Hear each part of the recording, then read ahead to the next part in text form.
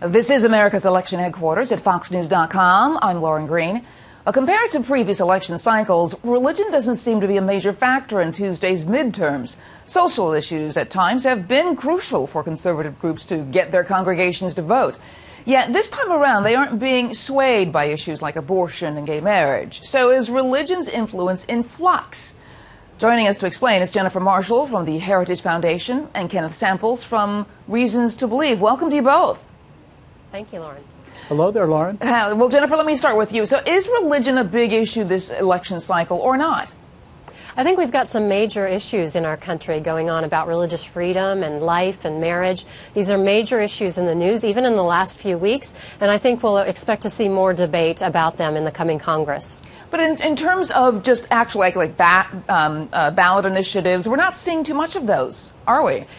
You know, the things that are on Americans' minds are some real attention beyond the slogans like war on women to some very serious and challenging issues facing our country. I would say one of them is wrapped up in Obamacare. Obamacare has expanded the entanglement of taxpayer funding with the subsidization of abortion. And that's one of the things that's going to have to be dealt with in the coming Congress. There's legislation to end taxpayer funding of abortion, and it would address the fact that Obamacare has expanded coverage for abortion on the exchanges that are going on in the states. So, Kenneth, I mean, do you agree with that religion is kind of on the minds of voters, but we're not seeing it actually on the ballot? I think it's still important. I think anybody who holds a strong religious worldview, their religious ideas are going to come forward in their voting. And certainly there are a lot of people these days, especially conservative people, who feel the country's going in the wrong direction, challenges in the Middle East. I think this election's going to bring out a lot of religious people. You know, Jennifer, how are social issues on the voters' minds, even though there are not that many ballot initiatives out there? I think that we're seeing with the redefinition of marriage and federal judges really forcing this redefinition on a number of states, people are looking for protection and wanting to make sure that religious liberty is protected so that they are free to speak and to act consistent with the historic understanding of marriage. So things like the Marriage and Religious Freedom Act that's been introduced in Congress, that would prohibit the federal government from discriminating against individuals and groups who continue to hold to that affirmation that marriage is between a man and a woman. That's going to be critically important, and I think it's ongoing as we've had such news with the Supreme Court declining to review these federal courts throwing out marriage laws. So this is all kind of broiling behind the scenes and is going to be an ongoing concern in the new Congress. Yeah, and Kenneth, what do you say? What social issues are on the minds of voters?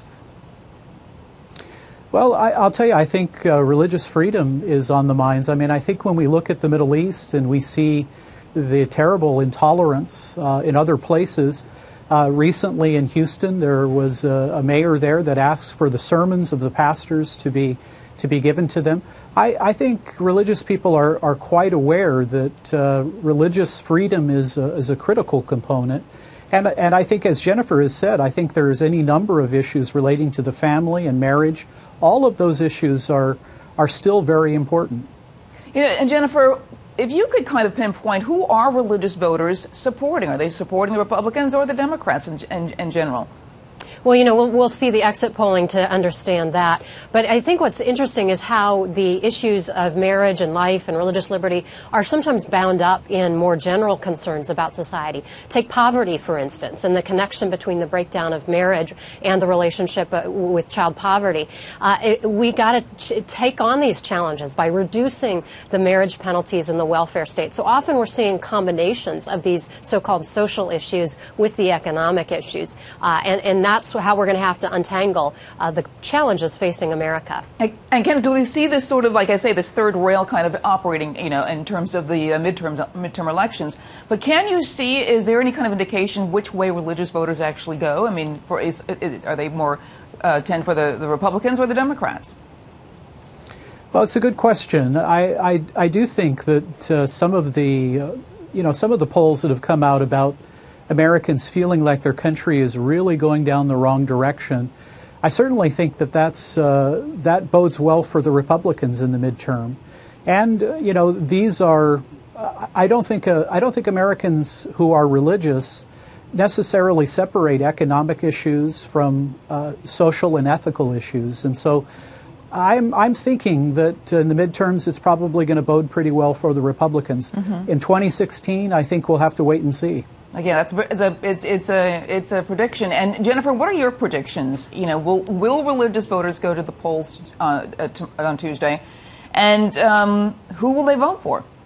You know, I'm going to leave that to the politicos and the pundits who've been doing the horse races. But I will tell you that I think there are these challenging issues that are very much a part of the concerns of all Americans, and particularly religious Americans right now. And they revolve around life and marriage and religious liberty. Like I said, they've been in the news quite a bit with the last few weeks in Houston and Idaho, as clergy were required there to officiate or be fined if they did not officiate a same-sex wedding. So these are just ongoing cultural things that people are looking for how we are going to resolve these tensions. We do have policy applications to resolve them. We need to be talking about those. You know, and Jennifer, I just have to ask you one other question about the Vatican announcement today of this colloquium that's coming up mid-November about the complementarity of man, woman, and marriage. I mean, this is, I think, a big issue that just got announced today.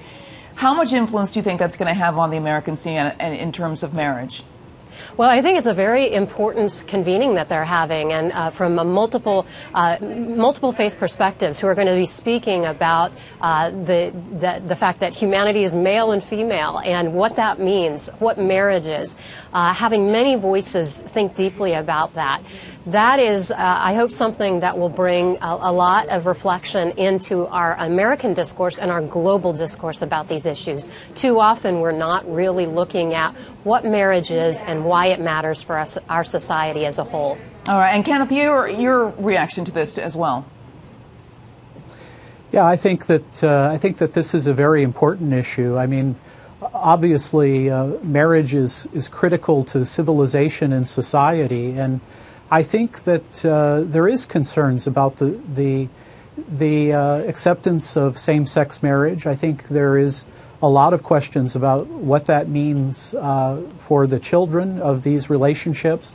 So these are controversial questions, and certainly the Roman Catholic Church has played a critical role. There are many Catholics in America who care about these kinds of issues. Right, and as I said, this was an announcement just today. I'm sure we're going to hear a lot more reaction from marriage or same-sex marriage supporters, and as they come out, of course, we're going to be commenting on that as well. But thank you both for joining us, and for more on this year's competitive races, you want to check out the politics page on foxnews.com. I'm Lauren Green, and thanks for watching.